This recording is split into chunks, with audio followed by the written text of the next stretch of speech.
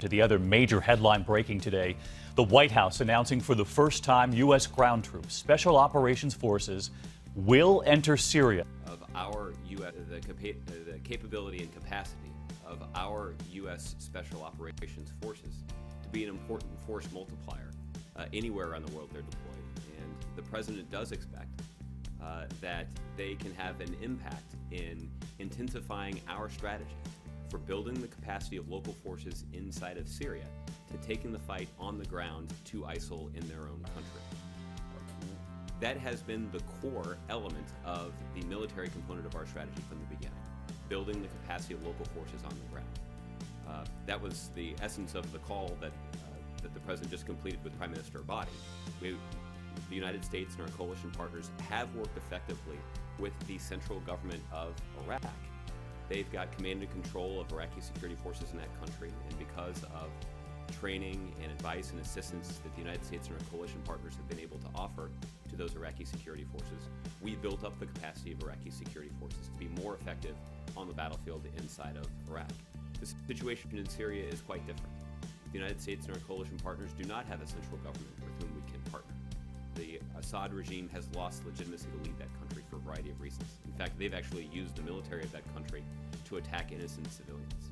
So what the United States and our coalition partners have been focused on doing is enhancing the capacity of moderate opposition forces on the ground inside of Syria. ISIS.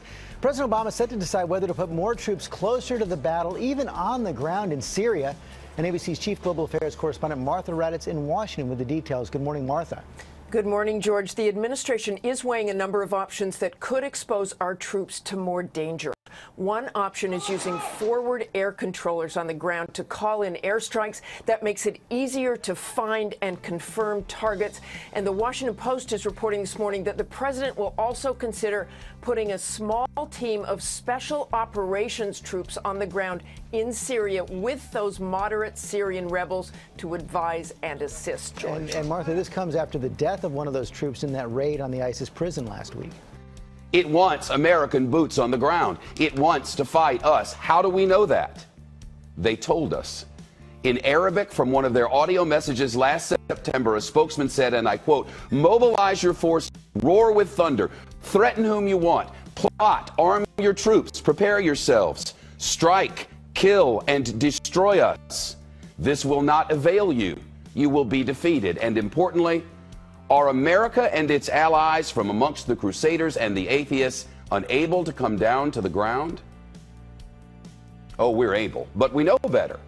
We know better than to be drawn into a civil war infiltrated by the savages who want to return the planet to the Middle Ages. We know better. The head of the International Center for the Study of Radicalization in London said in September of last year, and I quote, "As soon as there are Western boots on the ground, it becomes the old narrative of the West versus Islam. And they can claim they're fighting the occupation. They are trying to suck us in." Trying, but the president won't let it happen. He has said so over and over again. This would not be another Iraq or Afghanistan. There would be no American boots on the ground. I will not put American boots on the ground in Syria. We will not be placing U.S. ground troops to try to control the areas that are part of the conflict inside of Syria. The notion that the United States should be putting boots on the ground, I think, would be a profound mistake, and I want to be very clear and very explicit about it. Profound.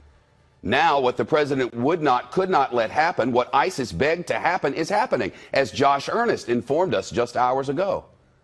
But they're not combat troops. The president has been quite clear about the fact that they do not have a combat mission. They have a training, advising, and assist mission. That does mean that our men and women in uniform are going to be in harm's way. It means they're going to be taking risks. It means they're in a dangerous part of the world.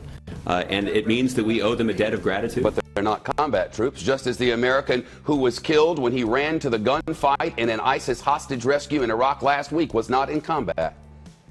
That's what they said. But Master Sergeant Joshua Wheeler is no less dead. So what did we learn today? Well, we're sending dozens of special ops forces into Syria and Iraq. Fewer than 50. Details? No details at all. Nothing from the Pentagon except quotes from nameless, faceless officials who won't go on the record, and nothing at all from the president.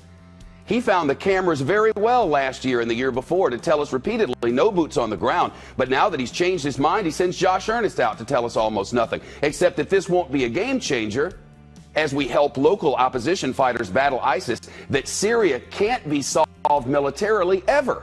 Predictably, it's not enough. We need more.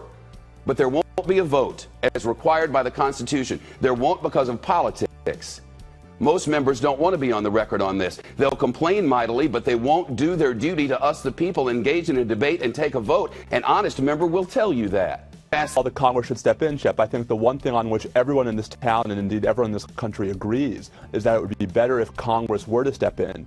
I think the question is what happens if Congress doesn't step in? It hasn't yet. And I think that's where the legal argument gets a little bit closer, because it all turns on whether we really do accept the notion that ISIS is basically a successor to Al-Qaeda, and that it's therefore covered by that statute. Shep, I completely agree that we would all be better off if Congress were to actually step in, pass a new statute, and update the law to adjust for the threat we face today. The hard question is what happens until and unless Congress does that. So far, we've seen no indication that Congress has any interest in, accepting that responsibility.